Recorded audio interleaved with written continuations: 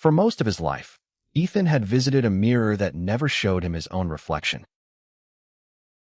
Instead, it showed him people who always seemed to be living better.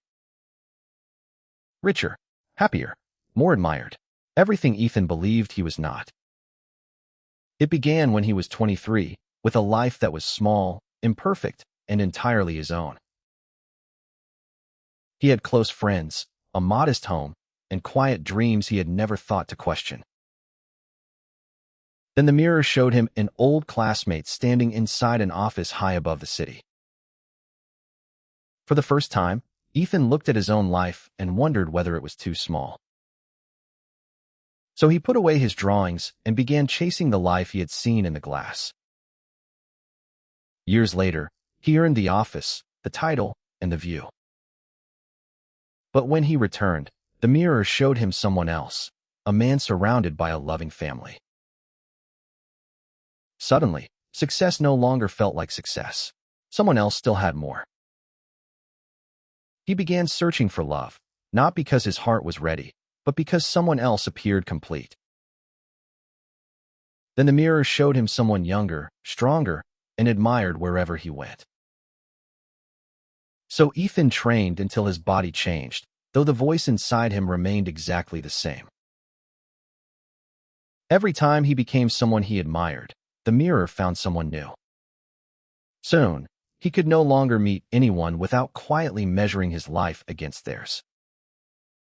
His friends still offered laughter, time, and a place beside them, but ordinary happiness no longer impressed him.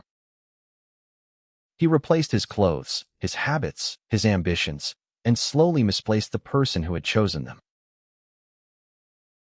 His shelves filled with proof that he was doing well, yet nothing ever felt like enough.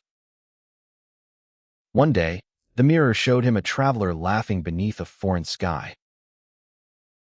So Ethan crossed oceans, only to spend each journey wondering whether someone else had chosen a better destination. He collected photographs of beautiful moments he had barely allowed himself to feel. Invitations became messages. Messages became memories. Eventually, even the empty chair disappeared. Decades passed, and Ethan returned to the mirror carrying nearly everything he had once envied. He had the career, the home, the journeys, and the carefully constructed image. But this time, the mirror showed him someone he had not seen in years. The young man in the glass had less of everything, yet he looked as though nothing was missing. Only then did Ethan understand.